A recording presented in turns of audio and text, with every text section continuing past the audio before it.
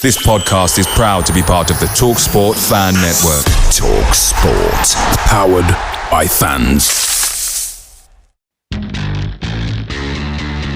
This episode is proud to be sponsored by Now, where you can stream Sky Sports flexibly. Catch the biggest games this season how you want, when you want. The football season is back, and you can keep up with all the action on Sky Sports with a Now membership. Whether you're perched on the edge of your sofa or hiding behind it, you can capture more of the drama this season with Now. The heat of the moment, the 90th minute winner, that last-ditch tackle, the pride on the line, and the best bit, you can dip in for the derby or stay for the season. With a Now month membership, you can stream all Sky Sports channels flexibly. No fuss. Go to nowtv.com to find out more about sports memberships. 18 plus, UK only. Minimum speed 2.5 megabits per second. Live scheduling may be subject to change. Full terms apply. This podcast is brought to you by Coral, and they're here for the fans. At the Fan Network, we have a mission to shake up the game we all love, and that's why we partnered with Coral, who've been shaking things up too. With their free-to-play rewards shaker, there are guaranteed rewards and exclusive offers to be won every single day. Whether you're a part of the Badging Brigade, the Away Dayers, or the Football Fashionistas, Coral's here for the fans. Play Coral's rewards shaker and win bigger guaranteed daily rewards and offers this season. For over 18s only, maximum one reward or offer per player per day. Reward restrictions and requirements and other T's and C's apply. Visit gambleaware.org for more details.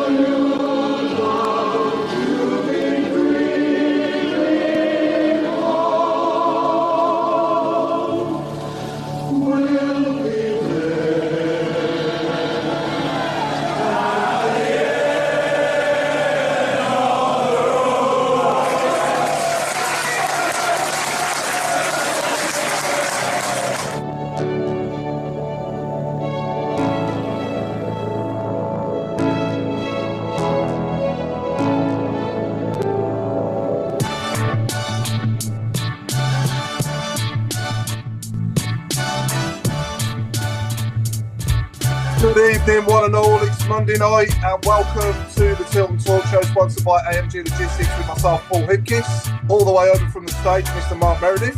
Welcome back, Mark. Good evening, all, and thanks, guys. Good to see you guys. Mr. Road Mark Adams. Hello, everybody. Good evening.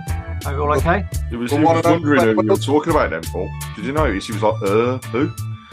Where am I? He was shocked to be mentioned so soon, weren't you, Mark? I was not going to say. The one and only Claire Wheeldon. Good evening. It's rolling off the tongue now, Claire. I know, it's becoming the norm. Every time. The chairman, Alan Watton. Hopefully swallowed your chocolate bar, Al. Good evening, everybody. And last but not least, oh no, hang on. We've got Mr. Fixer Craig Courtney. What is she? Close. I mean, I know I abuse road, but there's no need to leave me out. Evening all. And last but not least, Mr. Chris Browne. I'm here. Happy. So another frustrating defeat for Blues on Saturday at Stoke. Well, three on the trot now, including Port Vale, to go with obviously Leicester as well. And I'll quickly give my thoughts and I'll hand over to somebody else. But I just think that the people that are the best on the ball in the team are not on the ball enough. We spend so much time around the edge of our own penalty box with the ball, with the goalkeeper, the two centre halves, then it goes to Paik, then it goes back again. And the amount of times we go down the flanks as well, we cut back, we pass it backwards. We don't try and get the ball in the box, you know. So it's no wonder that we've only had 2 shots in the last 4 games on target. And I just think that overall it's really frustrating to watch and it needs to be addressed urgently, doesn't it, Rode? Yeah, I mean, the feel-good factor for the Ipswich game, you know, that was only a few weeks ago, but it's evaporated, if I'm honest. You know, like you say, there's no plan B. It's crab football. It's sideways. It's no forward thinking.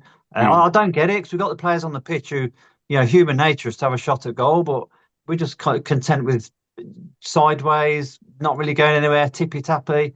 Like I say, wingers who aren't cutting. Where's the wingers cutting in, having a shot at goal, or the midfielders arriving late in the box? There's none of that. No. And towards the end on Saturday, we just seemed content to lose 1-0.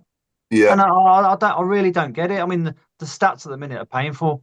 And I think there's one minute in the second half when I think Jay chased a through ball and he got tackled. It was fair, hard tackle, and he punched the ground, and it just seemed to sum up the performance. It is just so frustrating to watch. And there's nothing coming through the mid. I mean, the obsession with Iwata and Paik, at times it just doesn't work. And me personally, I'd drop Iwata now. I'll give him a spell on the bench because I think he's been below average. Yeah, I think we're starting to get too predictable and found out a little bit, aren't we? So he does need to try and think, like you said, of a plan B, something different. Maybe like I said this before, like a 4-3-3, maybe 2 8s rather than 2 6s all the time. Try and open the game to the opposition a little bit more. Well, that's to be honest, Paul. That's what I thought Doyle would be doing, but he looks lost. Yeah, it's just work to do, I think. Yeah, and I think as well, at the moment it's the equivalent, and I'm going to bring up boxing now because I want to pay tribute to Ricky Hatton, but I think, to be honest, it's the equivalent to a boxer throwing 2 punches in 4 fights, isn't it? It's unimaginable, and that at the moment is what we're doing. So we definitely need to address that urgently. But before I hand over to somebody else and we carry on talking about the game, I think yesterday, the country lost a national treasure, didn't we? And it was a very shocking, really shocking news to wake up to, wasn't it, Claire? Yeah, I mean, I like boxing, and I just think, he was an inspiration to especially all the boxers coming through now. Yeah. So rest in peace, Ricky Hatton. Absolutely. Yeah, Mark Meredith, your thoughts on that, mate? Let's go around everyone's thoughts on Ricky Hatton first, and then we'll come back onto the game. Yeah. Firstly, obviously, rest in peace. I think it was a shocking thing to read yesterday morning, and again, I'm a big boxing fan myself, but I think boxing's changed over the last few years, with the way some of the fights are now. And for me, Ricky was one of the real boxers out there, one we watched growing up and did the right things and stuff like that. And, he was, I don't know if he's legend status, so to speak, in the boxing, maybe, but certainly a fan's favorite. And it's just really sad. And I don't know the full story around it, but if it is mental health issues, then again, it's one that we can talk about all the time, but it's so difficult. And I just want to be aware that we are always here for anybody, and even our guests and people that watch the show. If we can help out by a text, then certainly we're on the other end of the phone. Yeah, 100%. Yeah, Alan, your memories of Ricky Hatton, mate. I know you like your boxing, don't you? I do, yeah. And Ricky Hatton's a sort of a typical British top boxer, in as much as he touched the heights. I mean, he won 2 world championships, and he always he always put on a show for you. He never complained about no action. But then at the same time, the very, very, very best that he had a very good go at, were just too much for him, and that sort of made him for me. He's an honest. He never went around bragging that he was going to beat the world. He just said, "I'm going to give it a go." And sometimes he reached those heights, and sometimes he didn't. And there was no. There was no complaints. I got beat by a better man, and blah blah blah. And I liked his personality. I'm not that keen that I found out yesterday he likes Oasis, but there you go. Great British sportsman, English sportsman. Yeah, definitely. Craig? Yeah, I think I can echo what everybody else said. To get up to it, he was like the total shock. Especially as he'd gone public, hadn't he, before announcing what was to be his next fight in December, that he'd struggled with mental health issues. And to echo what Mark said, dead at any point, to speak. And I think Claire's message to us all actually really, really kind of resonated the most, which is, and this will hit with the listeners as well, but men's mental health is probably the hardest thing that people talk about. And we've had people on the show that have talked about their own personal struggles and how things have been for them. We've heard how people that have been at the club, played at the club, have teetered on the edge of, to quote, finding a rope in the garage and finding out whether it'd be strong enough. It's that sort of stuff that we need to air more. We need to make sure that people are aware that the support mechanisms, not just us, but everybody is out there. And it takes 2 seconds to just speak to somebody. And I've recently had a training session at work where we spoke about if you're on a train station and you look and you think somebody just doesn't quite look right, what would you do? Would you approach them? And the amount of people that were like, no, we'd never go up and say anything. But actually, do it. Are you okay? Speak to anybody. You okay? How are you feeling? Your colleagues, your friends, your family, exactly the same. And I just implore everybody, really, shout up. And if you want to speak, we are here. But Ricky Hatton's going to be a big loss to everybody. And you saw it at the Man City, Man United game yesterday, the amount of love for him from the fans. He epitomised what Manchester was all about, a hard-working city where everybody got stuck in.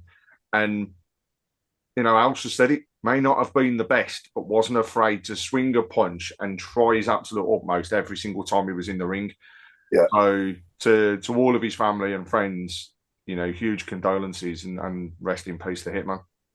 I've said on here before that, mental health, it's the most powerful muscle in your body, and it's invisible. It's an invisible illness, isn't it? And you look at somebody who's just broke their leg, who's in a cast, you might say, you all right? Would you need help or something, getting on if it was on the train station, like you just said, Craig, do they need a hand to get on the train, or to, you might give up your seat for them or something, yeah? But obviously anyone who's got a mental health issue, it's not as visible, is it? So, and I think with us men, it's harder to get it out of us, isn't it? We're just not gonna, some people some men are just not, too ashamed to admit it, aren't they, as well? But I think since all the campaigns and stuff in recent years, people have come out with it a bit more, haven't they? They've talked about it more. Even Ricky Hatton himself had talked about it. So it's so sad that, unfortunately, if that is what has happened, then it's so sad, because he did go and actually speak to somebody, and he did go public with it, didn't he? But yeah, Robe, your memories, mate. Are you into your boxing? And yeah, I mean, I'm not a massive. I watch the big fights, but I'm not going to confess to be like a massive, boxing fan. But I do like the big fights. But yeah, like you say, I mean, Ricky, he was such a nice guy, wasn't he? You saw him when he was interviewed. He seemed quite shy to me. He seemed such a humble, down to earth guy. I mean, I think I put in the group chat yesterday. A mate of mine works at Sky, and he's interviewed him a couple of times, and he said he's such a lovely, down to earth guy. You could talk to him for hours about anything. But just absolute shock. And like you say, the outpouring of love towards him yesterday up in Manchester speaks volumes, doesn't it? Yeah, 100%. So yeah, absolutely. Rest in peace. And like a British legend, really. He'll never be forgotten, will he? No, not at all. No. And Chris, you into your boxing? And well, yeah, I come from a big boxing family, so it was a bit of a shock. I know he had his demons, but it was still a bit of a shock. You know what I mean? Yeah. What I did like was that the whole of Manchester got behind the applause, which was good. Yeah. Put rivalries aside, but yeah, going to be massively missed. Massively. Yeah, 100%. But I mean, sorry, Paul, we had him down the Blues a couple of years ago, didn't we? At half time. I can't remember again. He came out one half time, didn't he? Did he? 4 or 5 years ago, yeah. I don't remember that. I can't remember who it was against, but I remember he did come out. Yeah. Whether any of the viewers can put me right on who we were playing, but I do remember him coming out at half time. Okay, well, rest in peace, Ricky Hatton. Anyway, let's and like you said, Craig, condolences to his friends and family. So back on to Stoke then. Claire, obviously it was nice to see you. Probably about the best thing of the day for me. Just a wave to you. That's not what you told me. There wasn't much else that was good, so I'll take that. What's Claire? Do you agree with what I just said about the best players? Our best ball players are not on the ball enough, are they? I think the one problem is that when we are on the ball, we make it so that the pressure comes on to us. Well, actually, we need to start making the other team have pressure on them. Yeah. The one thing I really did notice is that all of our players at one point were facing the ball. There was no one on the half turn. There was no one making the runs from out to in. I mean, you watch Stoke, and fair play to them, they read us like a book. They had done their homework. They knew exactly what we were going to do. I predicted 10 passes several times for the Blues. So if I can predict it, then a manager who's going to have all the stats is going to predict it as well. I do think we are predictable. I think we are a bit too slow. I agree with Robe about Iwata. I do generally think he probably needs a rest. I was shocked to see Paik in there as well, considering he had games abroad. Yeah. I thought Cochrane didn't have his best game for us, and I thought their winger was outstanding against him. I was shocked when Laird went off. I was surprised that Laird didn't go left back. Samuels didn't go right back. Positives, I would say Stano in the 10 worked a treat. I'd definitely have him there. I thought he created the space. I thought that he moved them about a little bit more. And Kyogo, I know that people are slating him at the moment, but the amount of runs he makes, we just need to start hitting, like getting those balls through. Everybody else does it. We need to start, trying to get in behind. We've got Damari Gray with pace. We've got Kumas. And when we did get in behind, we made something happen. But I just feel like we freeze and we're so regimented in our ways. It would be lovely to see the front four have a bit of freedom and a bit of interchanging. Like you see Haaland at Man City, he's the main focal point. But Doku was coming over and you watch Match of the Day and you see them, they're having shots from outside the box. I mean, I watched Match of the Day to see some shots, to be honest, because we didn't see any. But you can see what we're trying to do. But I understand we've got lots of new players that need to gel. Like Clara's a different player. Set pieces again. Last season we weren't great at set pieces. You've got Stano marking this 6 foot man mountain, and you got Clara and Newman marking space. Now, to me, I get that sometimes that happens, but we keep conceding from corners, so something's got to change. If you had someone on the post, they would have headed it away. It's little things that I'm not a Davis out person at all. No, I think, we're all learning. I think we've gone in very we've won the league, we've got record points, this is going to be amazing. The players have got to adapt.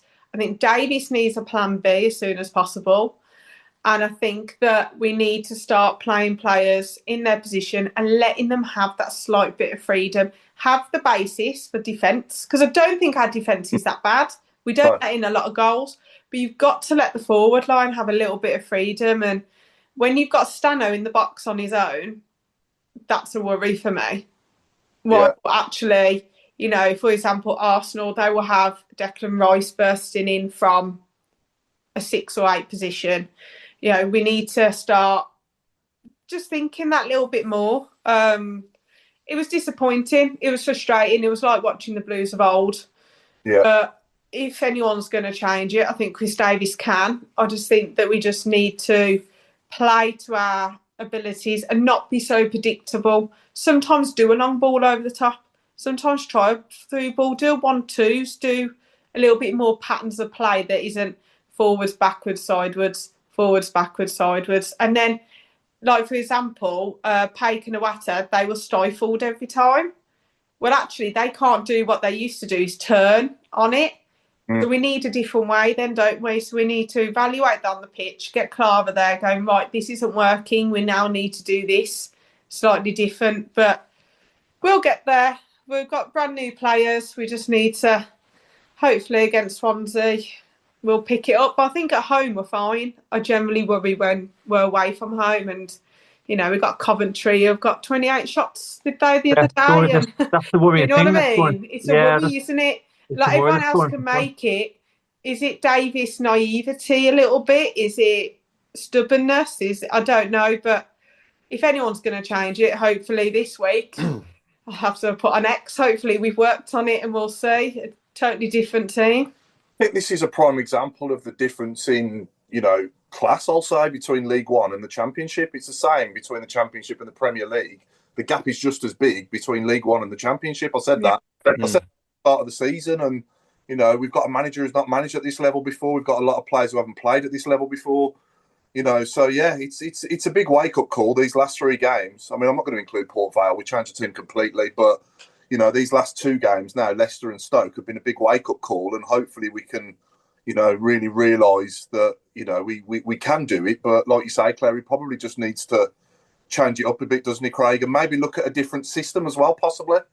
Yeah, I think the other thing for me is I actually want to see the players almost relax a little bit, because I think the results and the way that they've been are putting more and more pressure on them. So, one player for me who is perhaps trying too hard, and actually the day he relaxes will be absolutely awesome, is Dimmy Gray. He's almost putting that more pressure on himself to go out and do something special. If he just relaxed that little bit, I think we'd see the true presence and power of what he can do. But we were so slow on Saturday that anybody could read what we were going to do. And one of the things that really frustrated me the most was Dutch. He had so many chances when the ball was put up to him where he could have just turned and just have a swing, because you just do not know what's going to happen. And instead, it was almost, I want to create the perfect goal. So he's putting then his back to goal and passing it backwards. And he's like, no, just have a go. You might swing, it might come off somebody's arm, might come off somebody's leg and just go into the top corner.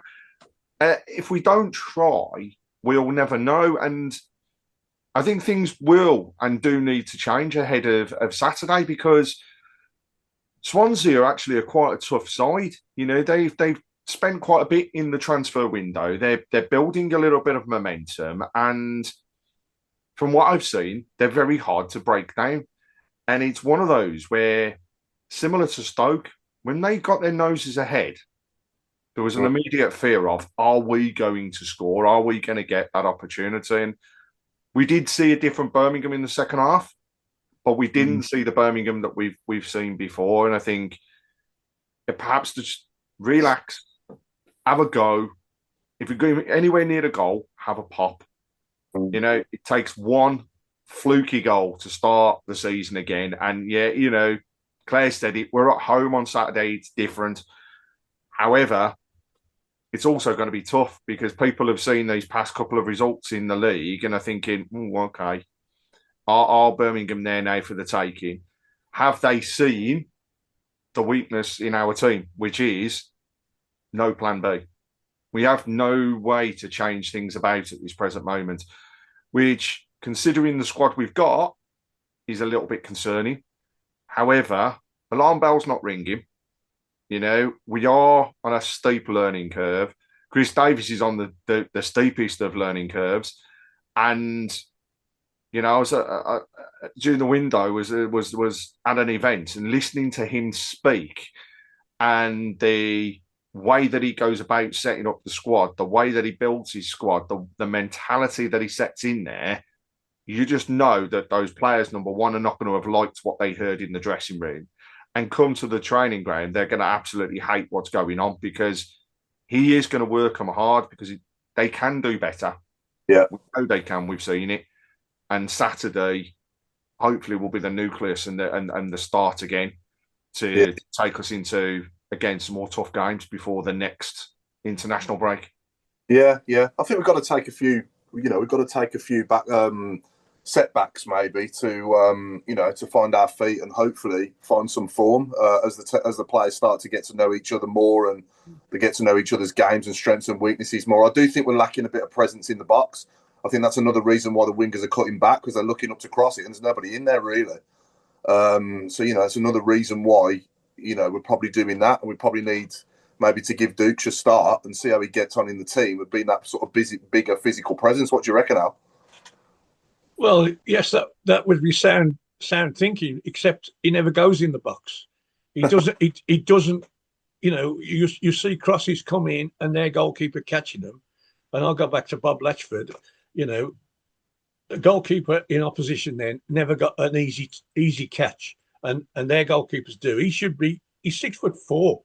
Yeah. And he should be contesting these. Now, the only thing I would say about that, from what I've seen about him in his life in Germany, he was never that kind of centre forward. He was more like Stano, and he scored his goals from the edge of the box. He scored his goals from free kicks. Yeah. But the one thing that stood out from almost the word go, if you think back 12 months, what was the opposition's main plan was to chase us around the pitch and try and stop us making lots of passes. Yeah. Well, Stoke just stood there and watched us. Go on, you can pass it as many times as you like, and we'll just stand there and watch you. And as soon as you succumb to having to lump it long, we've got two big blokes at the back. You've got 2 midgets, and it's the end of your attack. Now, second half, for 15 minutes, they speeded it up.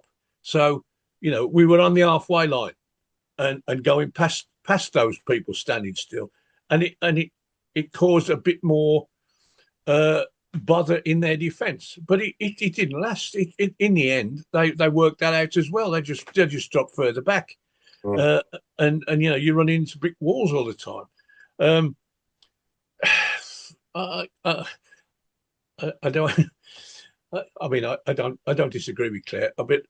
I remember thinking the only person in that first half who looked like getting into a space and doing something was Laird, and he gets taken off.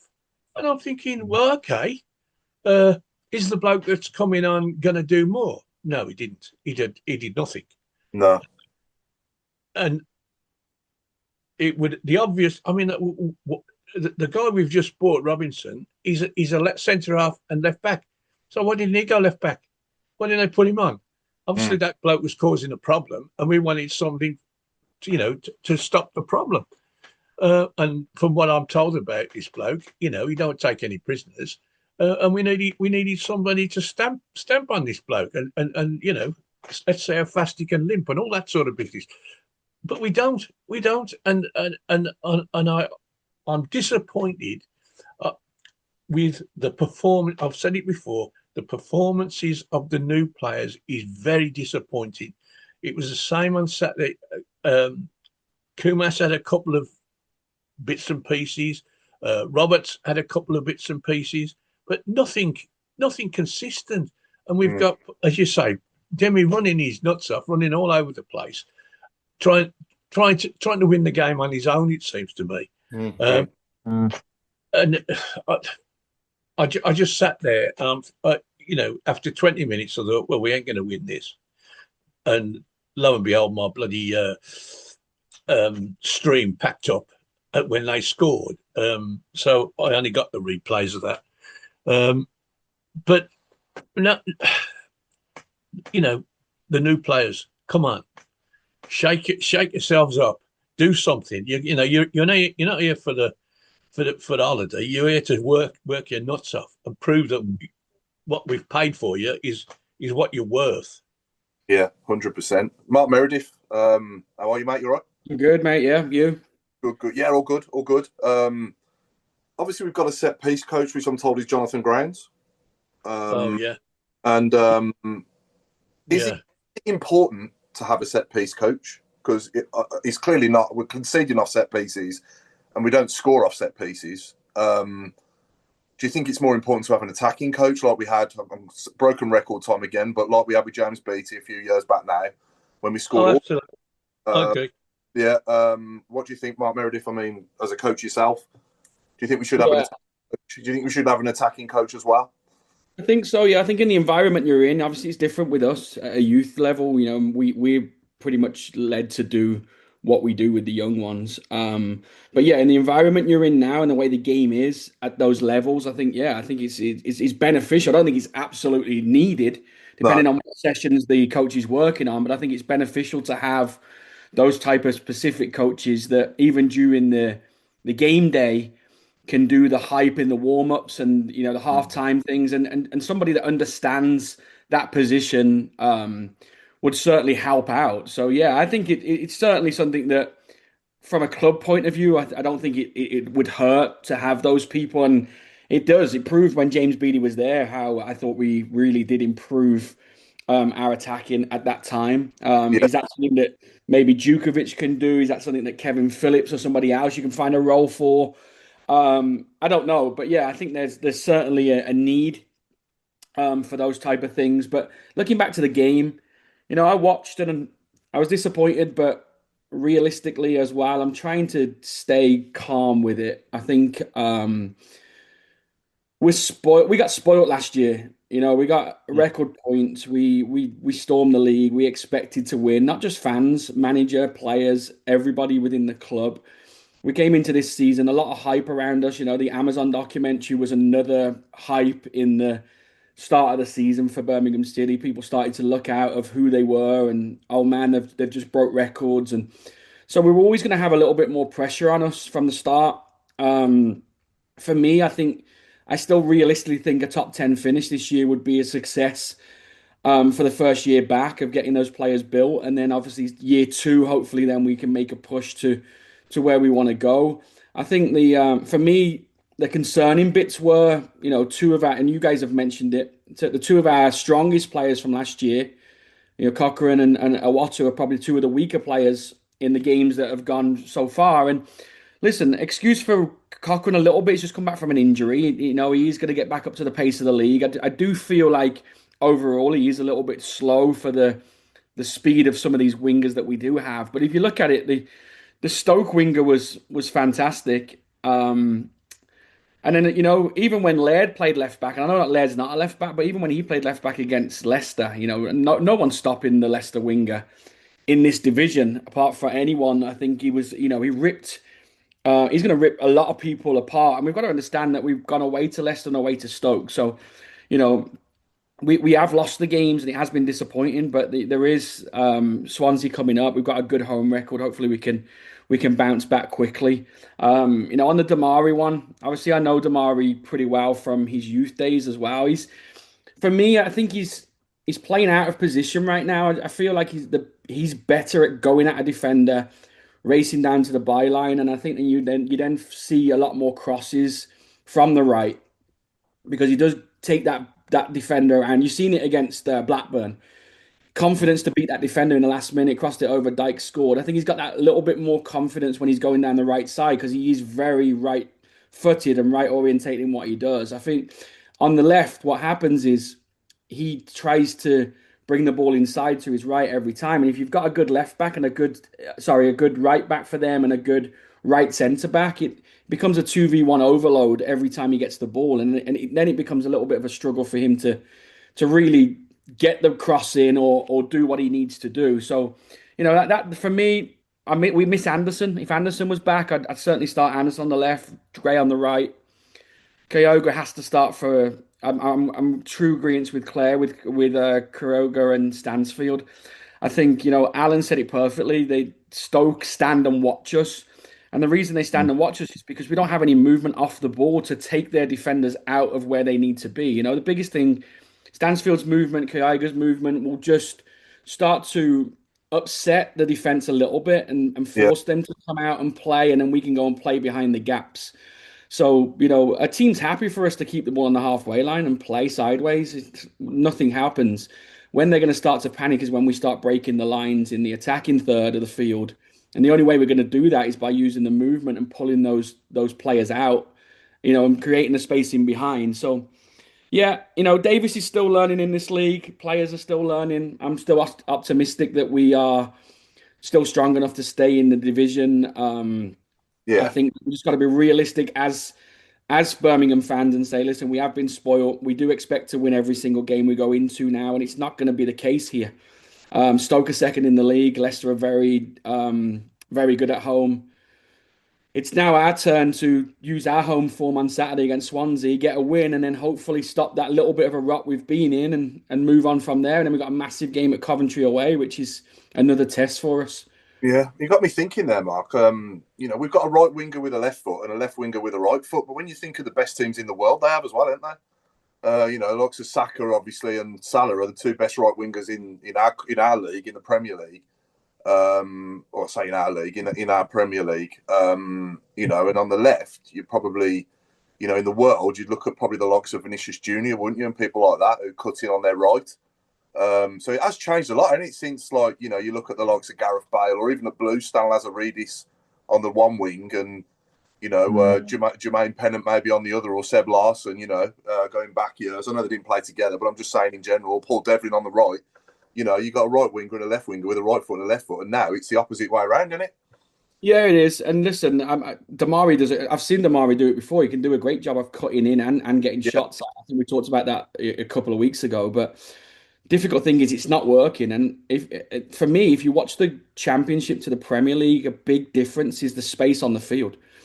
The space on the pitch is massively different. I don't know if it's because the Championship's a bit more hustle and bustle with the players that are playing, and they're straight into the ball and they want to give you a kick.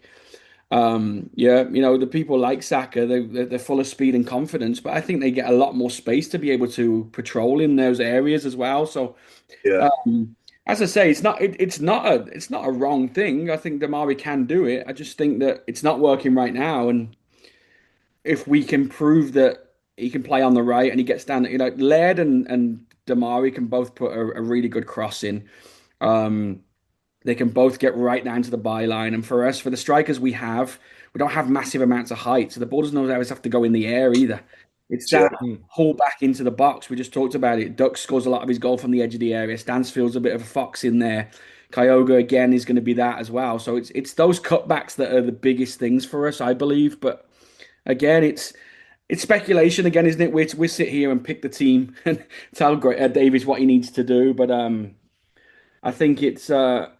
I would like to see Damari on the right. I'd like to see Awata rested and maybe put Doyle there in the 6, or even what you said, Paul, play Paik as a 6 and then put Doyle up with Stansfield as like an 8 and a 10 and just change it a little bit and see what happens. And then even, depending on how that goes, even the fact now you've got the Robinson guy that just came in and Cashin, it may be a 3 centre-back formation at some point in some of the games, where then you can get Laird and whoever's going to be on the left forward a little bit higher as well and go from there. So, would you not?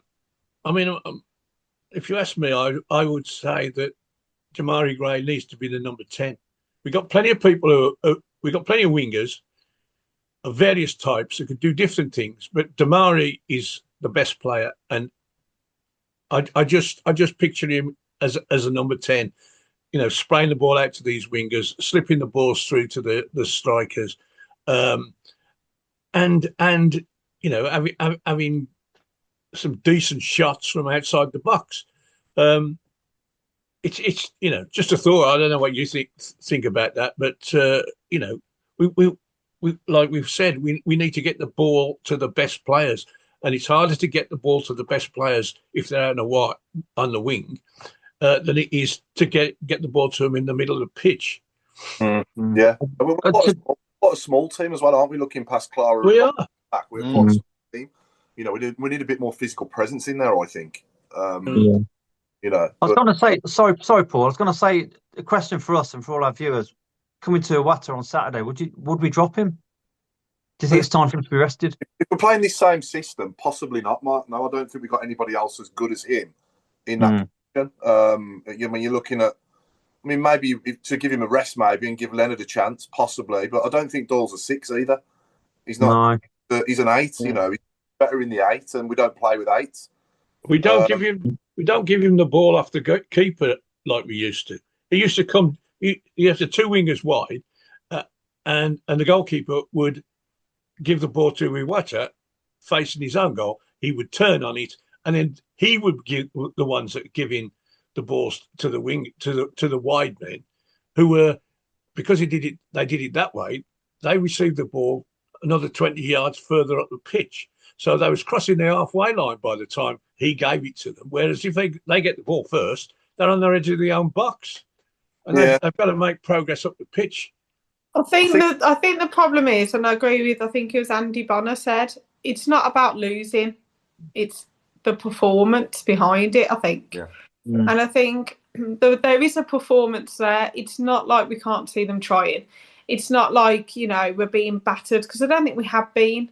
No, it's we just a had shame more. that we played Ipswich and we had them interlinking. You had Damari Gray coming inside, and it was a joy to watch.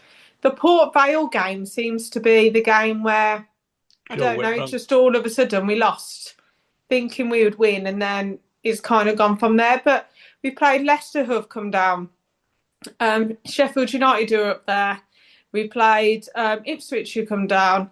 We played Stoke, who, you know, a cold, wet and windy down Stoke isn't for, you know, it's not the best place to go. So we've got a couple of home games which we can get a result from. Swansea, Sheffield Wednesday. I think Coventry's going to be hard, but I think we want to be up out of our seats. We want to be excited. We want to be trying to score a goal. And I think that's where maybe the negativity's coming in. I don't think it's not a want of trying. I don't think it's not a want of not knowing what they're doing. But I think, you know, like Saturday, it was just like, please just have a shot on target. Like, just shoot. Get that half a yard and hit it. Because as Craig said, it can literally go off anything. It could be an own goal. It can be anything. Just make us want to, you know, cheer. Yeah. Well, it could be worse. You know what I did? You know what? Sheffield United fans. Yeah, seriously. Yeah. I did enjoy about Saturday. You guys, obviously, some of you guys would have been at the game and didn't see it, but Noel Blake on Blues TV, I thought was brilliant, great, because I think he spoke as a coach and not, you know, not as a fan of the club, even though he is a fan of the club. I mean, he was smart in what he talked about, and he wasn't afraid to say things that were negative as well as positive, which I think is great. I think from a point of view, he's seeing the game as he's coaching it. And so it was a real good one. Not saying that the others are bad, but I mean, he was a really good one to have. It was a bit of a healthy listen to what was a real disappointing game. He actually called where the goal was going to come from. He did. Like 10 minutes before they had the opportunity, because he could see that they were firing the ball to the back post and that we were always putting the little man against the big man. And he said himself, as a defender, you just want to be in there. You want to just make sure that it's I'm going to get my foot in before you, or if I can't get to the ball, you're still going to know that I'm about type of scenario, which we didn't do, and it gave away to an absolute whimper. But also, you know, just the way he was saying about the players and the setup and the way that we broke away, and even the ball through the midfield. He was so on it that I really hope the club listen back to what he said, because, you know, you could easily take away and see why he was involved in the England setup.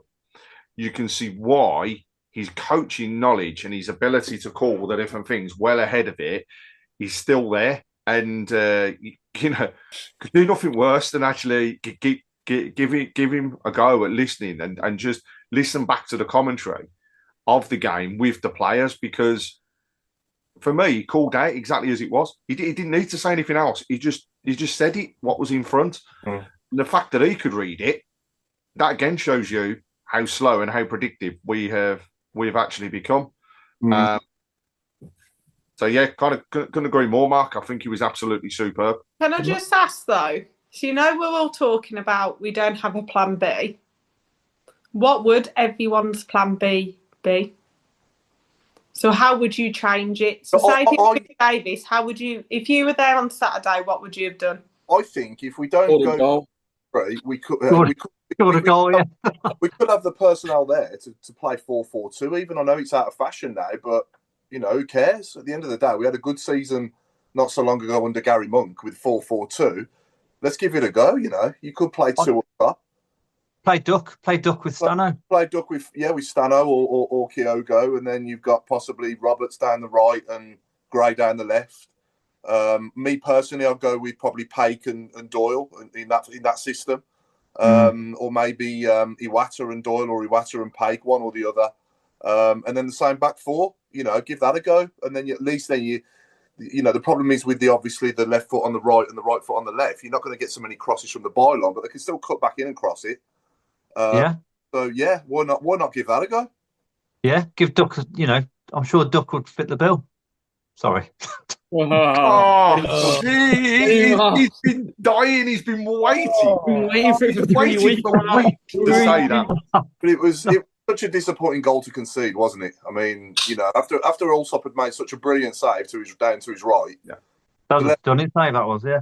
Let that in after was disappointing to say the least, wasn't it? But yeah.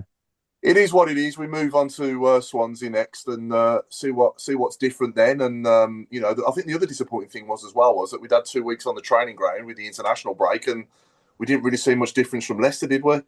No, the players weren't there. I was going to say the players. We lost. I think was it 11 first teamers across the squad that were out on duty. I think it was 9. And that to me doesn't help. And no. Today's announcement that FIFA want to change the 3 weeks international break. I'm sorry, but that's absolutely ridiculous. We've got a World Cup next summer, and then they want to come out of it, play a few games, and then take almost 4 weeks away to play international games.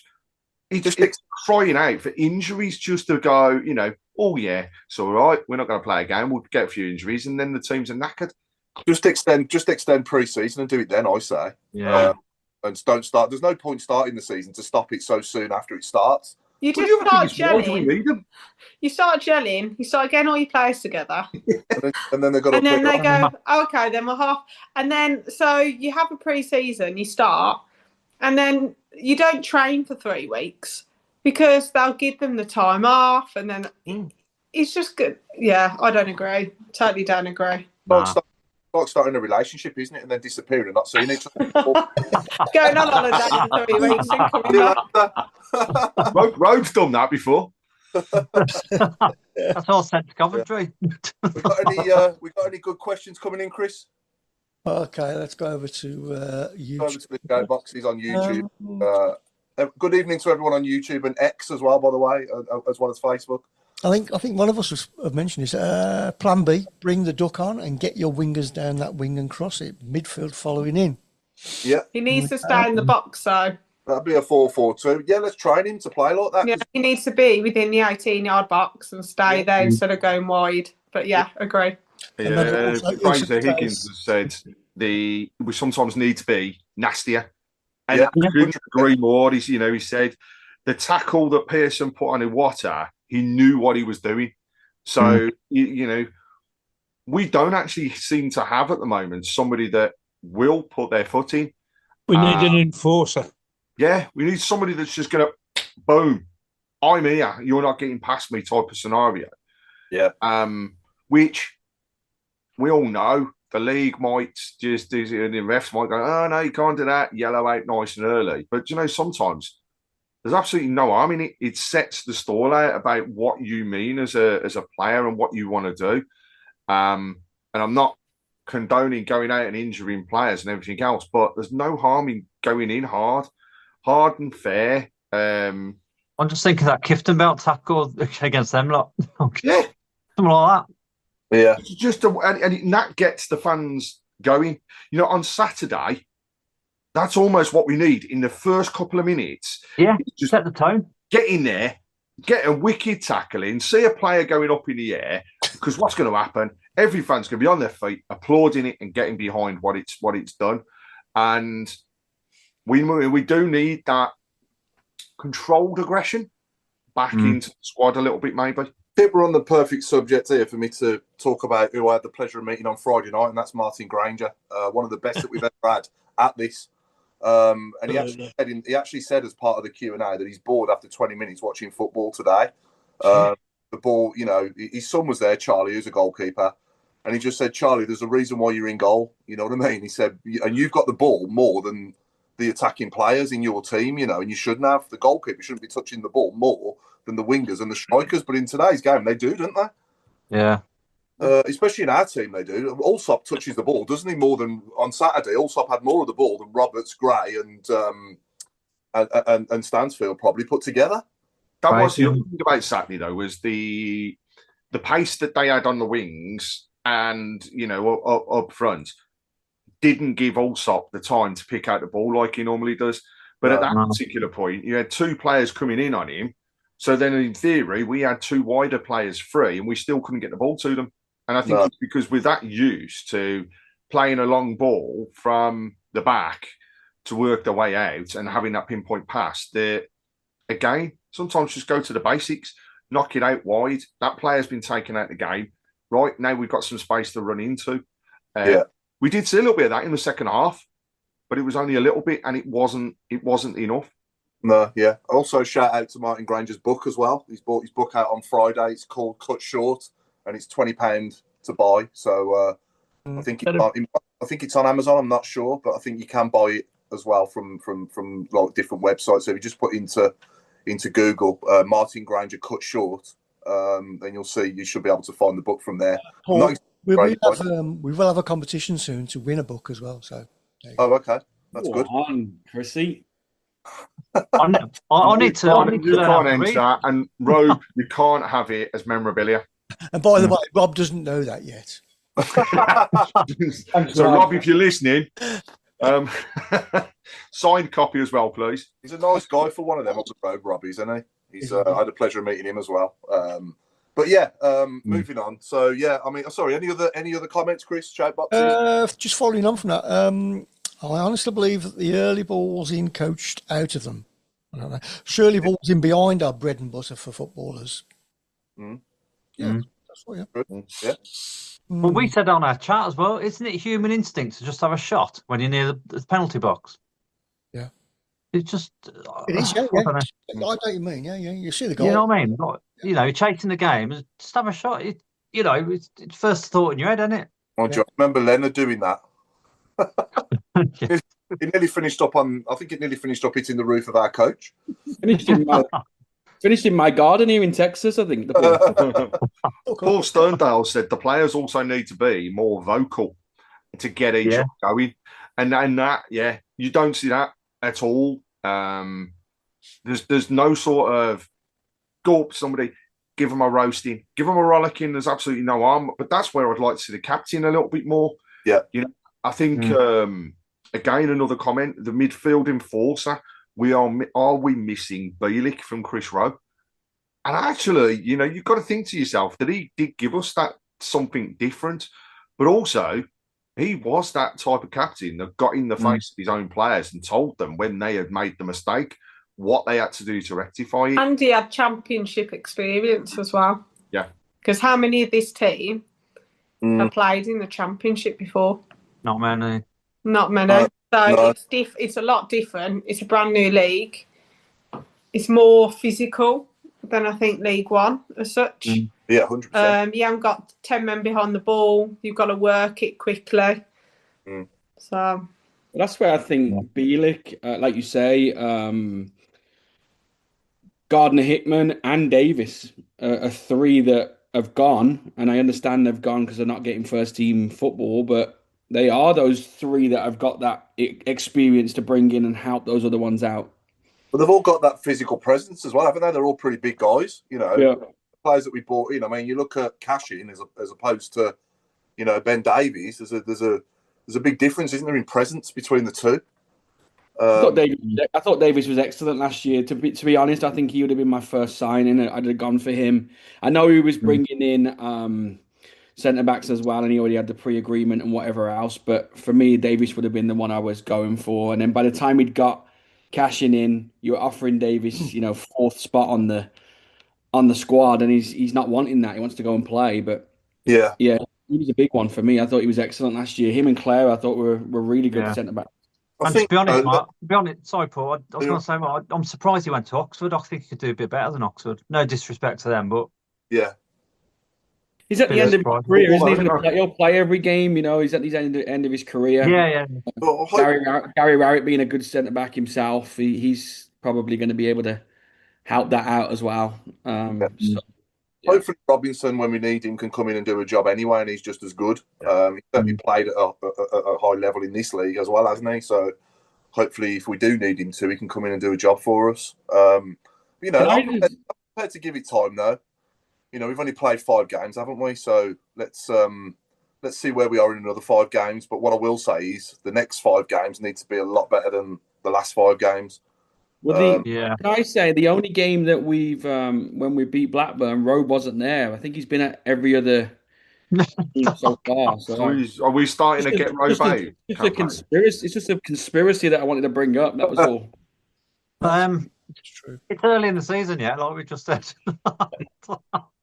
He'll be telling us next that was when he had his haircut and that's what's caused the problem. But, I totally agree, Mark. That's me that does that. Get rid of him. Was you at the Mark? Hey? You were at the Oxford game? This podcast is brought to you by Coral, and they're here for the fans. At the Fan Network, we have a mission to shake up the game we all love, and that's why we partnered with Coral, who've been shaking things up too. With their free-to-play reward shaker, there are guaranteed rewards and exclusive offers to be won every single day. Whether you're a part of the Badging Brigade, the Away Dayers, or the Football Fashionistas, Coral's here for the fans. Play Coral's reward shaker and win bigger guaranteed daily rewards and offers this season. For over 18s only, maximum one reward or offer per player per day. Reward restrictions and requirements and other T's and C's apply. Visit gambleaware.org for more details. This episode is proud to be sponsored by Now, where you can stream Sky Sports flexibly. Catch the biggest games this season how you want, when you want. The football season is back, and you can keep up with all the action on Sky Sports with a Now membership. Whether you're perched on the edge of your sofa or hiding behind it, you can capture more of the drama this season with Now. The heat of the moment, the 90th minute winner, that last-ditch tackle, the pride on the line, and the best bit, you can dip in for the derby or stay for the season. With a Now month membership, you can stream all Sky Sports channels flexibly. No fuss. Go to nowtv.com to find out more about sports memberships. 18 plus, UK only. Minimum speed 2.5 megabits per second. Live scheduling may be subject to change. Full terms apply. The home game? Yeah. Yeah. Oh, there you go. There's your comeback then. Okay, we'll have that one. Yeah, he won that one, exactly. But we were poor. I mean, come on, we didn't exactly play the best football in the world, did we? I know we won, but we had one shot on target in the whole game, and that was Page's goal. Let's just say away games then. Let's just ban him from buying away tickets. Just ban him. Let's just ban him. No. What's better? Let him buy them and give them to me. Anyway, Craig, talk to me about the 1875 club. Yeah, so I had the privilege to attend the meeting, really, where it was to launch the 1875 Club, which is a fantastic scheme being run by the club to help raise vitally needed funds, really, for the BCFC Foundation. So we were there for the evening. We had the privilege of hearing from Stephen Knight, his background, how a lot of the work that Stephen does, the links to Birmingham, but not a club, the city, and how things have worked from there, and actually how Peaky Blinders was pitched to one television channel, not picked up, and the best thing ever was going to the BBC when things were better and he could actually film it in the way he wanted. There was also how he was saying, as a city, we are a very hard-working city that has brought a lot to the world. Manufacturing, the industries, the cars, the different setups, all those different things have come from Birmingham. Cadbury's. Yeah, Cadbury's, and all what he was saying was the actual way the club are going now is the way that we want it to. It is building, but it is building on the foundations of what we already have as a fantastic city. And most importantly, the football club is building on the foundations of what it has in a fantastic fan base. We also heard from Chris Davies. And my God, he didn't hold back. He told everybody as it was when he first came into the club. He told us around the things that he'd stopped, and some things that people wouldn't think, why would he do that? So the classic one that stands out, he removed tomato ketchup from the room, from when people had their food, because he said he walked in there the first time and it was all on the tables. He was in front of people. He's like, actually, the word outside is epic, elite performance, and there's nothing elite about what he walked into. and then how he changed things. What was really good, though, was hearing his fallback after Wembley. Right, there's nothing wrong with a bit of ketchup, mate. Ketchup's all right, but not in an elite world. Yes. What he said was after back of Wembley, though, which was really, really good, was he was disappointed. The players were really disappointed. They didn't turn up on the day, as we all saw. But after a couple of days and getting them back into the training ground, he then set out a new stall, which was Target 107. And that was what they were going after in the league. It was Target 107. They got to that magical point, and he said the one part he'll never, ever forget. And every time he sees it on the TV or sees the ground at the moment, it still brings his, hairs standing on end. And that's Peterborough. 25 minutes, as he put it, of celebrating with the fans is something he will never, ever, ever forget. But what he then did was he said to people, yeah, we've been promoted. They got on the coach to Wembley. They knew that they were champions. That's what he thinks took the edge off the players. Yeah. So after that, when he then set those new targets, he made shooters up on the board. He was in front of people. This is what we're going for. They got that. And then they got to the 108, going into that last game of the season. Changing room was like, hey, how can we top this off? And basically, he changed the target 107 to target 111 because he said it just wanted to look and round off beautifully. And that was his team talk. He stands for nothing. You can tell that he is the type of person that if somebody will not perform, he will not keep them. But also about the 1875. What's it about? It's about raising £1,875. £875 that goes towards the club for various benefits and things that they will be providing, and £1,000 which is donated towards the BCFC Foundation. That, with the hope of people also paying gift aid, if they reach those magical numbers, it's over £2 million that would be there to support the work that has been phenomenal so far. We got to hear about some of the things that the foundation have done and the difference that they've made. For example, in Ballinwood School, they were Ofsted inspected and were really, really low, one of the lowest schools in the area. Then when they reached their second Ofsted inspection, after the club had been involved and the coaches had been there supporting the kids, being involved with the sports activities, etc., that took place there as well, they then went to being the second most improved school in the Midlands, and well up into that in terms of across the country as well, in terms of improvements. So the work that's done by the foundation is just second to none, and they are aiming to branch that out. They want to get involved in more schools.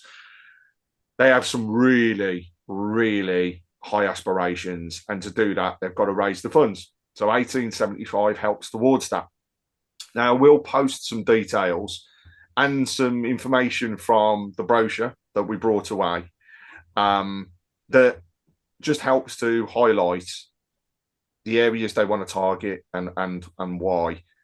And actually, we talk about being in the doldrums, hear about the football, but when you hear some of the stories of the people that have been affected, how things have turned around, and how one parent went up, spoke to one of the coaches and basically said, do you realise what you've done?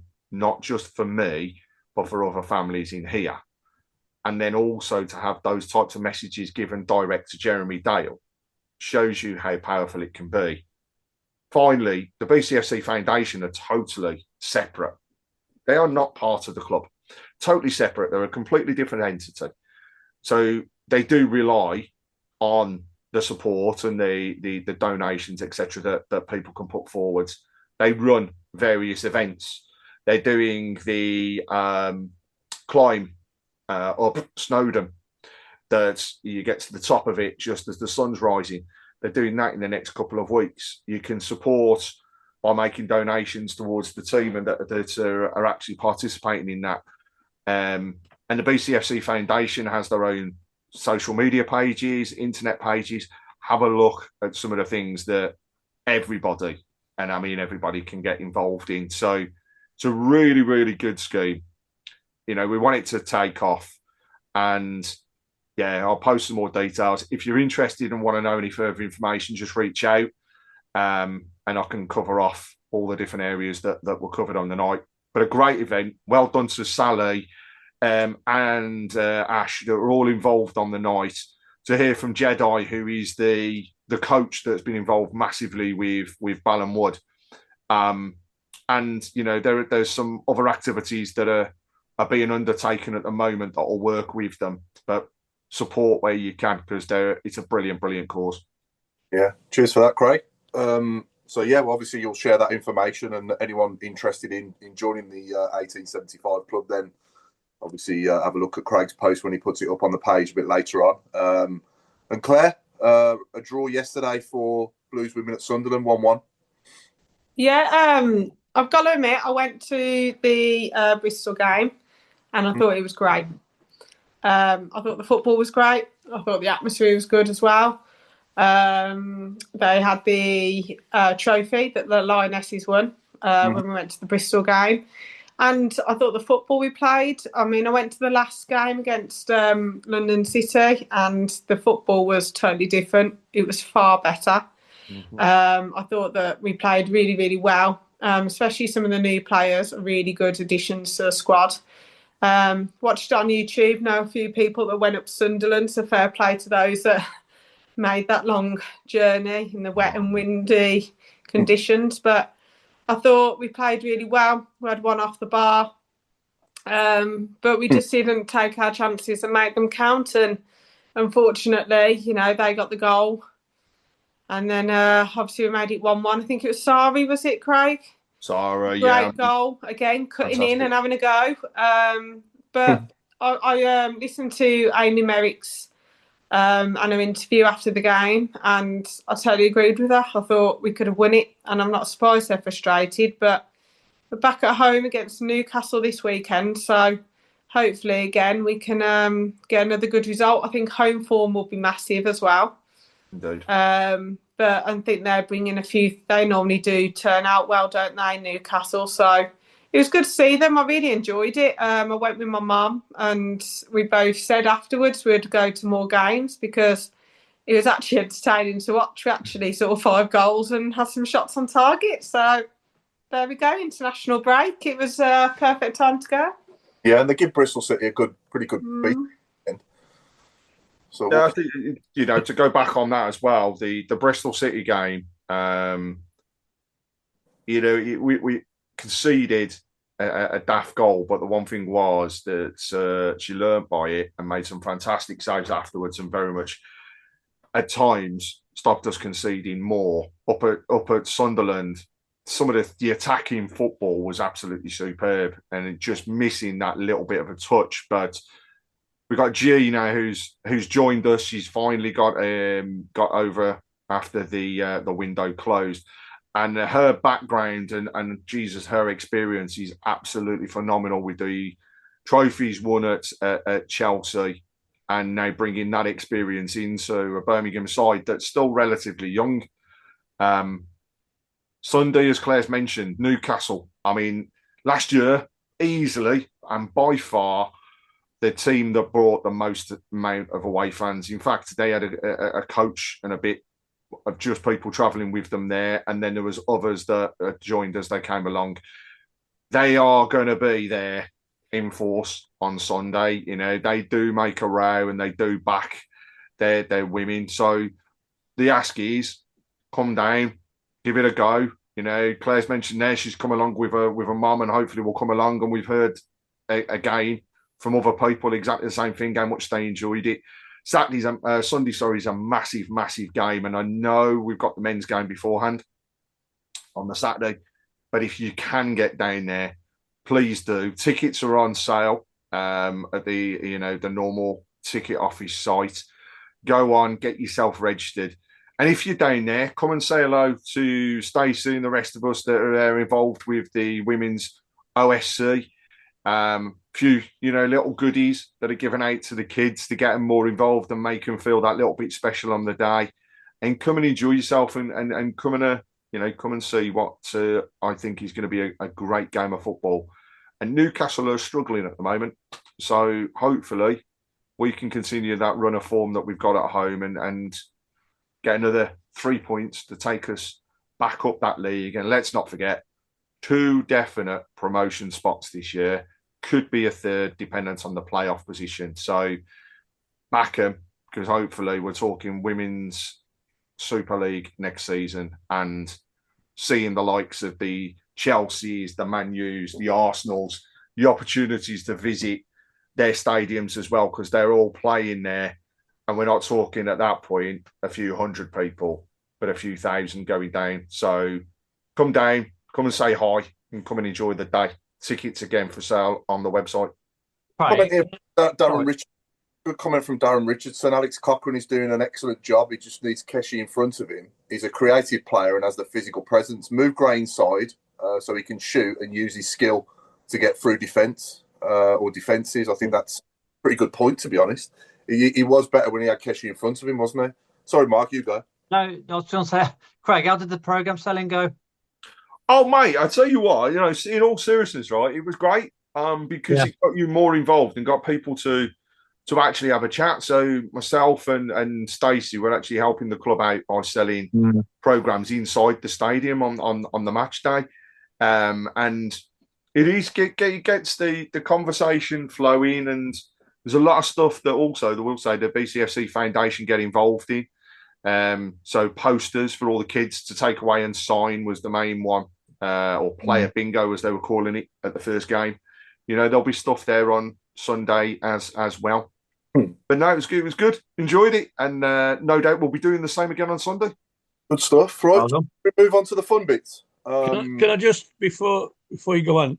I watched the women's game yesterday, and Claire, you forgot to point out that Sunderland scored with their first attack after 65 minutes, and the goal, the equaliser, came in 2 minutes later.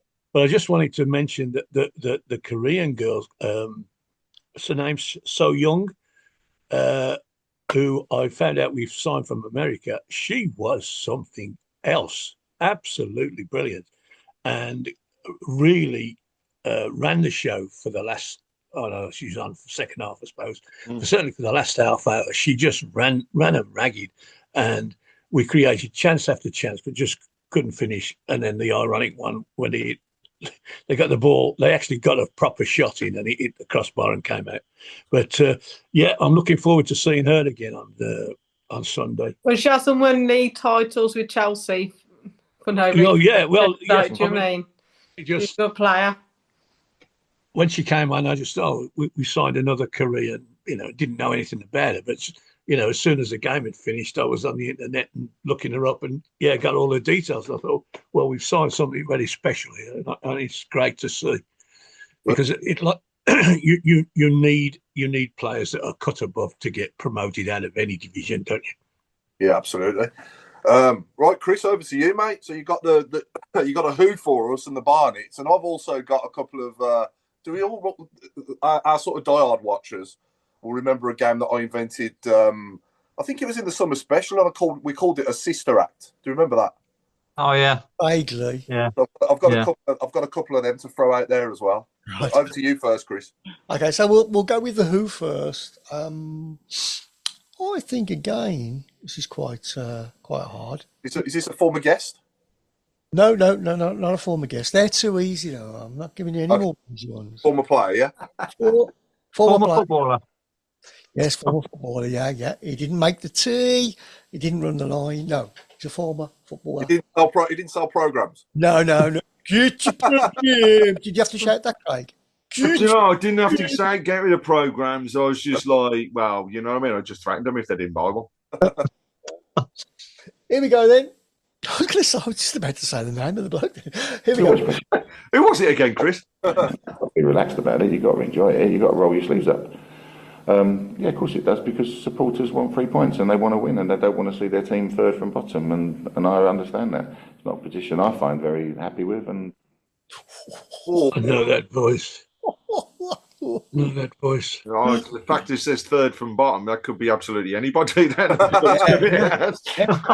Could be about Blues. It could not be about Blues.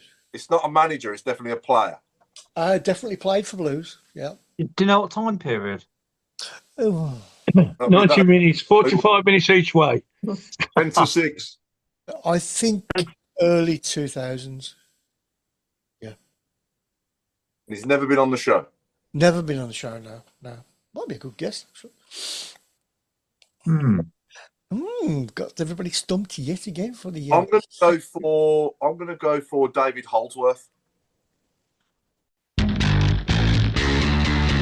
This episode is proud to be sponsored by Now, where you can stream Sky Sports flexibly. Catch the biggest games this season how you want, when you want. The football season is back, and you can keep up with all the action on Sky Sports with a Now membership. Whether you're perched on the edge of your sofa or hiding behind it, you can capture more of the drama this season with Now. The heat of the moment, the 90th minute winner, that last-ditch tackle, the pride on the line, and the best bit, you can dip in for the derby or stay for the season. With a Now month membership, you can stream all Sky Sports channels flexibly. No fuss. Go to nowtv.com to find out more about sports memberships. 18 plus, UK only. Minimum speed 2.5 megabits per second. Live scheduling may be subject to change. Full terms apply. What's everybody else going for? Oh, Reg, you got it. I got it. You have, yeah. Brilliant. That was a hard one, I thought. Did anybody else think that one? Oh, it was tough. Yeah, I was just I thinking. wouldn't have got it. No. Are you using that little Google thing where you circle? Not, mate, honestly. I can't do that with a voice. Oh, yeah. You can't Shazam footballers, can you? No, that was brilliant. Well done. I'm impressed. Yeah. Sorry, I've spoilt it for everybody now. I do apologise. Yeah. That one hurt. Moving on. That's good. Can I just mention another thing about the women's game yesterday? There is a new channel that shows the Women's League Two, and I think they employ YTS commentators because our new centre forward, if I'm correct, is named Louis. Yeah. Correct. Haitian. And the commentator said, Louis, he's a good player. Fair enough. Right, so in 2009, Blues got promoted automatically at Reading, didn't we? We won the game. Was it 2-1, I think? 2-1, yes. Yeah.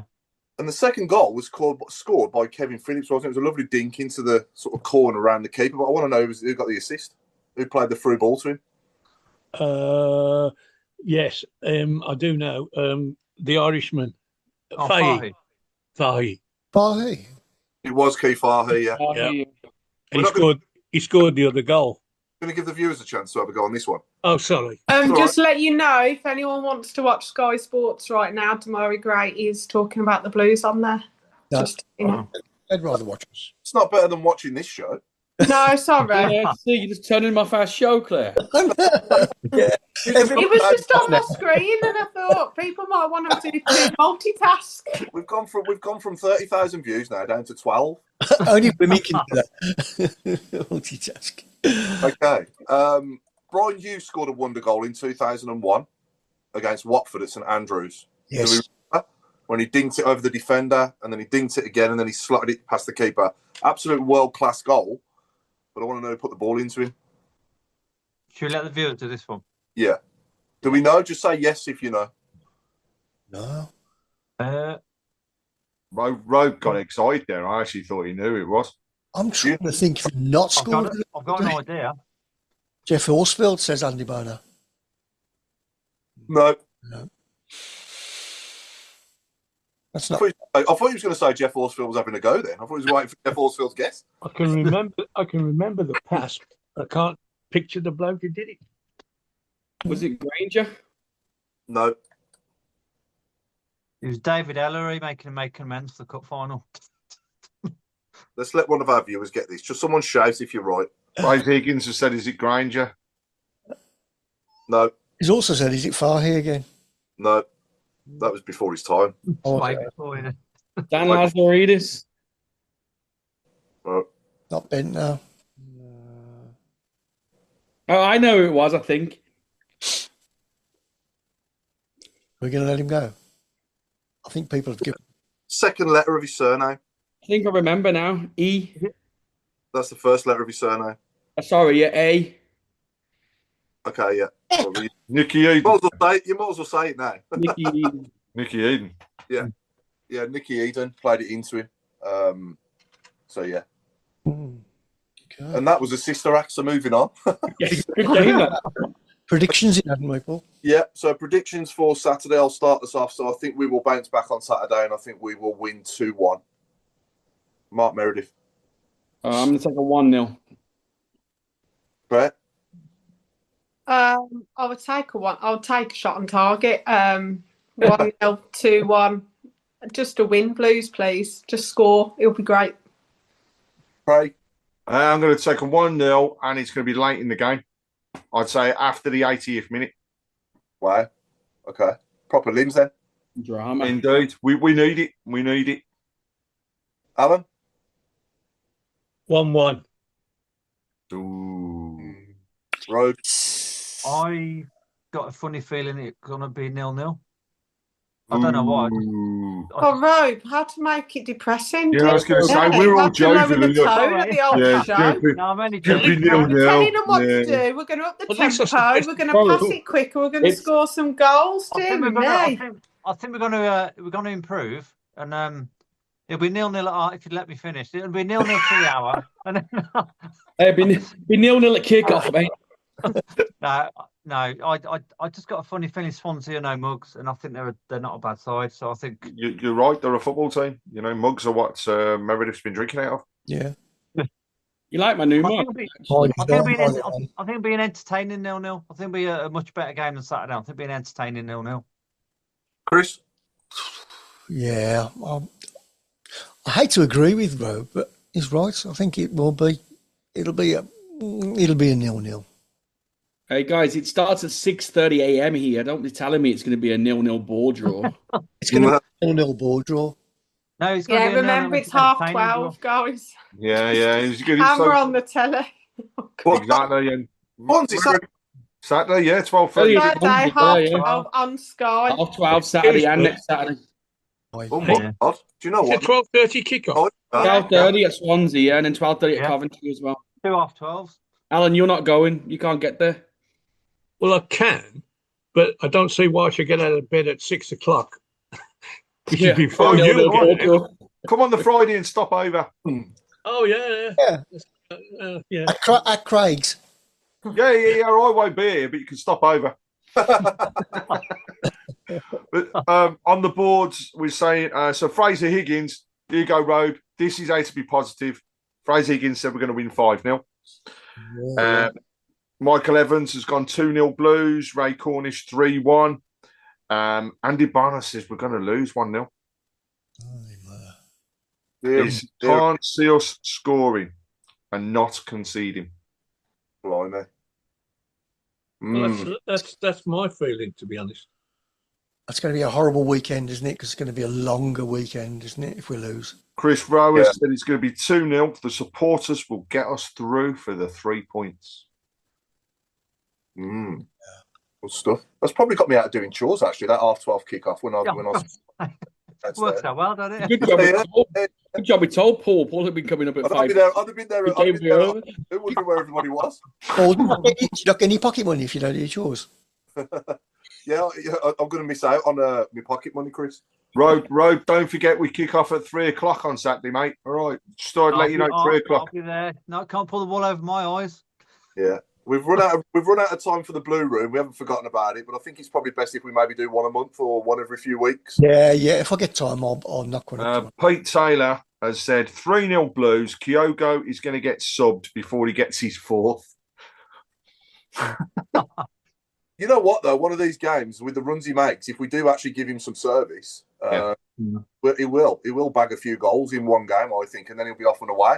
But we've got to stick with him, though, to do that. I think it's not going to do his confidence any good dropping him. And I do think that the best we've seen going forward is him and Stansfield linking up so far. So hopefully that's on Saturday. That's what he starts with. Certainly Tommy Doyle in the 10. I'm not a fan of that at all. So yeah, is that about it now, Chris? Are we? The credits are rolling. Right, okay. So we've been the Tilton Talk Show, sponsored by AMG Logistics. It's good night from me, and it's good night from Mr. Fixer Craig Courtney. And it's a good night from me. Here's to a great game on Saturday, and please, if you can get there, get down to support the women on Sunday as well. See you there. And I'll hand over to our American friend, Mr. Meredith. Thanks, Craig. It's a good night from me, and it's a good night from... I'm going to send it to the chairman. Thank you. Sit up. Good night, everybody. God bless you all. And I'll hand you over to the one, the only Flo. Oh, cheers, Al. Good night from me. I'm going to talk fast because we're almost at the end of the credits. So have a good weekend, and I'll see you on Saturday. Are you passing to, Duffy? Yeah, who are you passing to, Mark? Come on. I'll pass over to Claire. Saving the best till last, apart from obviously Chris Browne.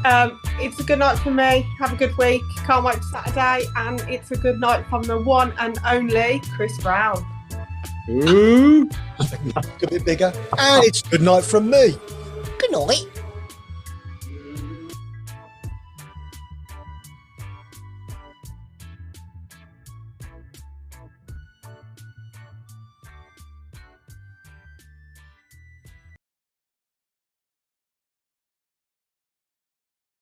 Quite a reputable source, to be fair.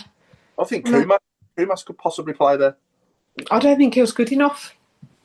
I could see Roberts playing there. If you had Anderson, you could have Roberts because he kind of got in there. But I think Stano was good in the 10. I think literally, just for Stano in the 10, he got into space and everything. Hi, Craig. Oh, Craig. How we doing? He's just so annoying. Yeah, not bad. Just We're just getting over Saturday, to be fair. And then the women couldn't shoot yesterday. Yeah. I gave up. I was watching Liverpool and Burnley. I was watching both. I was watching Bake Off as well. The women were so unlucky, but couldn't put away their chances, could they? So That was it, Paul. Yeah. Oh, yes. That's all right. okay, yeah. So apparently he was looking for 10s. He only left it too late. I mean, even if Dele Alli came in and we give him a go, he can't do any worse, can he? No. So, yeah, 2 shots on target in 4 games is just, it's a disgrace, really, to be honest. is it 4 games? I thought it was 4 shots on target in 2 games. No, 2 shots on target in 4 games. It's like a boxer having a fight and throwing 2 punches. Like, imagine a boxer throwing 2 punches in 4 fights. No. And I didn't think Tommy Doyle was... No. He's not a 10 though, Claire, is he? No, but like Willem's out for a while. Fujimoto wasn't even in the squad. Yeah. I don't know. I just hope whatever it is, however we need to resolve it, I just hope he can do it soon, because we're going to start sliding down otherwise and struggling. Do we have to let Marky? Oh, yeah. Sorry. You've clicked on the button, haven't you, already? I didn't know it. I didn't know it. Do you? I didn't know. The camera's working. That was even worse. He's even up close now. Look at him. Right, Rob. All right. Hello, Paul. Hello, Claire. Hello, Craig. Hello, Chris. Mark, you've got a bogey, mate. We can see it. What? Have I? Billy Bob. Right. Did you go to Stoke Road? Yeah. Yeah, we had a pint in the pub. Hold on, Yeah. Claire. Did you buy him a pint? No. No, it's all right then. I saw him in the pub. We said hello. I went to go and see some friends. And then he was like, I'm going. I was like, oh. That was it, wasn't it? No. Me and Jane were absolutely starving. So I thought I've got to eat something. So we went to that hot dog stand just in the back of the stand. Yeah. I was just ravenous. I just had to go and have something to eat, to be honest. It took us nearly 2 hours to get there on the coach. Yeah, you were on the coast, didn't you? That's long, that is. Took us about an hour. Yeah, 2 hours. M6 traffic. Well, I had to go to Cannock first because, like, Jane lives in Cannock, so it's just easier for me to jump to Cannock and then drive from Cannock to Stoke. We just flew, we just flew up there. I've got to admit, the Stoke serving was brilliant. Good, yeah. The Stoke people serving on the kiosks were outstanding. There was no queue even at half time. No. There was literally, I said to them, oh, can I have this? This, like, about 5 things. Bang. I said, I said to them, I want to just put it out there. I think you were the quickest ones that you've ever served, ever. She went, really? I went, yeah. I said, literally, it was bang, bang, bang, bang, bang, ready, done, here you go. And they've also got a human being on the turnstiles as well, taking your tickets, which is so much better. God. Yeah, that was weird. I'm not going to lie. I'm ready to, like, pull it in, and then this bloke was there going, thanks. I was like, okay. Yeah. Right, Al? No. Oh, you're right, Al. Oh, you haven't got the lurgy, have you? No, I'm just cold. Yeah, you know. I have. I've got man. I've just got one or two scarves that's, I've collected round there. Is that a half and half scarf? I've got one now. Oh, no. I was going to say. What teams? Braga. The European. Oh, okay. One of the worst things ever thought about in football there. Oh, I have to agree. They're a bit naff, aren't they? I bought it. I don't know why, and I never worn it. What can you wear it for one game? I just wouldn't buy one. So true, that is. The only one, stuff I'd ever buy, I'd have Birmingham City on it only, or England. We're playing like England at the moment. What do you mean? They were bloody good last week against. Well, yeah. Well, we started off like that, didn't we? So we had more shots in that game, England, I think, than Blues have in the last 7. Yeah. Oh, it's just boring Saturday, wasn't it? It's just not the old days. It was awful, Mark. It was so frustrating. I literally, I was angry after, and I was like, "It's back to Blues as old." It's hard to. It's hard to like be too doom and gloom, obviously, with the way the club's going. But we just need to get it right on the pitch. We can't be losing like that. And the goal we conceded was just so avoidable. Oh yeah, it's so sloppy, wasn't it? I can't believe that you had Clara and Newman marking space, and then you've got Stano against his 6'7" man mountain, who then scores a header. You've got no one on the post, so it loops over all. If you had someone on the post, I would have headed that way. Yeah. I think Cochrane is the prime example of the difference between League One and this division. Yeah, I was going to say, Paul, we walked out afterwards. We were chatting to some Stoke fans walking back to the car, and they said, your left back's bloody awful. They said he's as slow as a snail. And I said, like last season, he was amazing in League One, but this season, it's just, like you say, he's one of those big caught out, isn't he? Asula took him out when he played Newcastle. Asula just knocked it and ran. I'm not writing him off altogether. No. I do like Cochrane. I thought he had a good game against Ipswich at home. But yeah, that was a prime example of the difference between League One and the Championship. But at the moment, Chris Davies is showing that as well with what he's doing with the team as well. Yeah. You know what, Mark?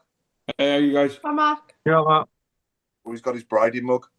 Nice mug. And my t-shirt. I said all this online on Saturday night. I used the word like unacceptable. And I got pilloried by people.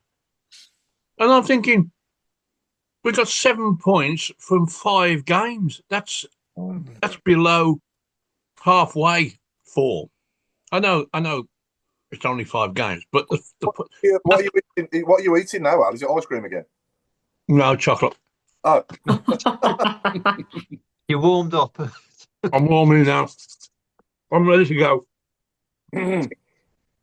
Expect a busy one. These fantasy football's going well. I highly recommend Coldplay live to anyone as well. It was phenomenal. Who? Oh, I haven't done it. What do you mean, ooh? You don't like Coldplay? Never heard of them. Bloody hell. You must live on the moon. I got my Ed Sheeran tickets. I'm off to Carverow. Well, man. When's that? 5th of December. 5th of December. What day is that on? Friday. Don't tell him he'll turn up. I've got Ed Sheeran on this Friday, Southampton away on the Saturday. So hopefully I'll be all right to drive. Couldn't get Ed Sheeran tickets, but we're going to see Ed Sheeran by candlelight at St Paul's. Oh, that's cool. Yeah. I've been one of them before. They're decent. Yeah, is it good? Yeah.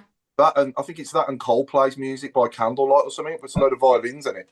Yeah, I did ABBA, and it's like an orchestra. It is good. Good on him. Can't wait for that. You must have heard of Coldplay, Al. Come on. I have, but I wouldn't be able to tell you who they are, what they are, or what they've ever played. You'd know the songs if you heard them. Yeah. You would have heard some of their songs. Test me, Paul. Give us a tune. Probably last albums I ever bought. Paul, give us a song. I'll tell you something, and Claire sent this message to tell me that Charles Kirk had been shot. Right. Yeah, we're not bringing that up today, Alan. No, I don't. That's why I'm saying it now. And I thought, who the bloody hell's that? I'd never heard of him. I'm not going to lie. Never heard of him. I thought it must be one of your, play for Brentford. Stars. I genuinely thought that it must be one of your pop stars. I'd never heard of him. No, I hadn't. I'm going to keep out of it. I'm not going to. No, I'm not going to bring that up. No. Nah. I could, but a bit. I don't want to. I'll mention Ricky Hatton, but I won't mention. Oh God, yeah. What a gent. What a gent. Yeah. But no, that's sad. Coldplay are not number one on my playlist, but as a spectacle, as an extravaganza, the concert was unbelievable. Like all the wristbands and the glasses and everything, it was just unbelievable. When you've got 95,000 people wearing them and stuff, it's just really good. And they're about to announce another 137 shows. Yeah, well, we'll probably go again if we get invited. They're getting residency, aren't they? At Wembley or something stupid like that. Yeah. Are they? Yeah. Are they? Yeah. I just kept going on about Oasis. Trying to get in for Oasis on the 27th, but they're rammed for that. So he promised me, though, if they come back next year, I can go. Okay, I'm being told we haven't started yet. Being told off. Being told off now. Here we go. Here we go.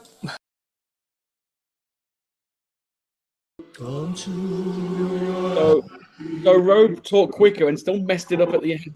He always does. That's why I don't like being last. One job. What? I'll get it right next week. You said that last time.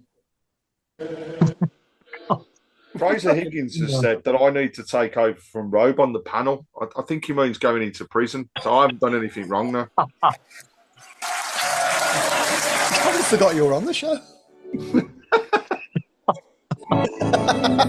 We try and forget he's on the show. Yeah. Man. I remember 12 next on Saturday. Oh, 3 o'clock. 3 o'clock for me. You ain't going to catch me out. No one catches you out. No. The police did. More than once. And we're off. Right, I need a wee. Yeah. Yeah. So 133,000. We made it over to the States, haven't we? I reckon. Yeah. And we seem to be quite popular in the Philippines as well. And Warrington. It says 7.1. Sure, they're not holding on to Neil Everidge, are they, playing for us? we need to get him on, don't we? Where is he now? He's in Thailand, isn't he? Thailand. He's in Thailand. Is he? He's playing for the champions in Thailand. He won the league with them last year. Did it? Well, we go to need the low. See you later. Yes. Brothers or something. It's bye from me. See you later. Cheerio. Okay, bye all. God bless See you soon. Hello. Go on, Robe, you can go last because, we don't want to see you cry. Actually, yeah, Robe. See you all. Oh, you're a guy. Right, have a good week. Love you. This episode is proud to be sponsored by Now, where you can stream Sky Sports flexibly. Catch the biggest games this season how you want, when you want. The football season is back, and you can keep up with all the action on Sky Sports with a Now membership. Whether you're perched on the edge of your sofa or hiding behind it, you can capture more of the drama this season with Now. The heat of the moment, the 90th minute winner, that last-ditch tackle, the pride on the line, and the best bit, you can dip in for the derby or stay for the season. With a Now month membership, you can stream all Sky Sports channels flexibly. No fuss. Go to nowtv.com to find out more about sports memberships. 18 plus, UK only. Minimum speed 2.5 megabits per second. Live scheduling may be subject to change. Full terms apply.